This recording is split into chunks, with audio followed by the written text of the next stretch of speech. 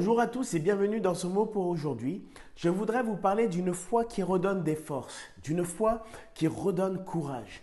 Et je voudrais vous parler de l'expérience que va vivre une femme, Marthe, dans l'évangile de Jean au chapitre 11. Marthe avait une sœur et avait aussi un frère. Sa sœur s'appelait Marie, son frère s'appelait Lazare et avait déjà vécu une rencontre avec Dieu. Marthe est une femme qui va être active, elle va toujours se mettre à l'œuvre, servir Dieu. Et un jour, elle va vivre un événement tragique, elle va voir son frère tomber malade.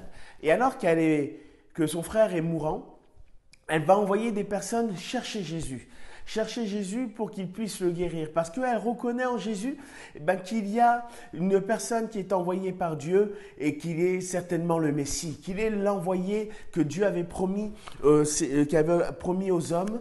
Et Jésus était capable, et elle croyait que Jésus serait capable de guérir son frère. Et voici que Jésus va tarder à venir. Et lorsque il va arriver sur le site où se trouve Lazare qui est décédé et Marie qui, elle, est restée dans la maison, Marthe va aller au-devant de Jésus et elle va comme faire un reproche à Jésus en lui disant que si ton frère, si tu étais là avant qu'il était, si tu étais là avant, mon frère ne serait pas mort. Mais Jésus va déclarer ceci: ton frère ressuscitera. Et voici l'espérance de Marthe, qui était une espérance, je dirais, fébrile, peut-être comme beaucoup d'entre nous.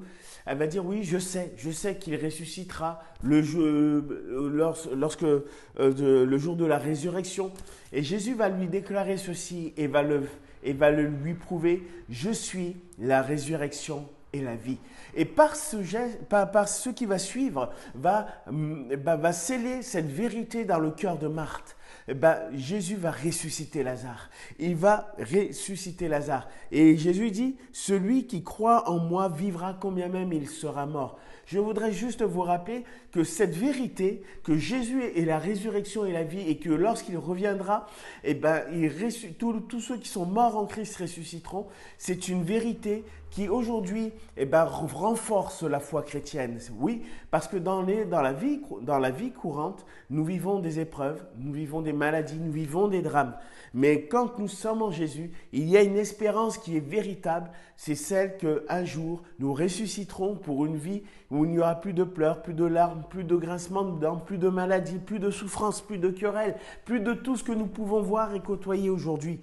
Et je voudrais juste vous dire que lorsqu'elle va voir cela, elle va comprendre une chose, c'est que les paroles de Jésus et que la personne de Jésus, viennent de Dieu et que Jésus est Dieu. Parce qu'il n'y a que Dieu qui peut dire et que la chose s'accomplit. Jésus va ressusciter Lazare et elle va comprendre qu'elle peut pleinement placer sa confiance en lui.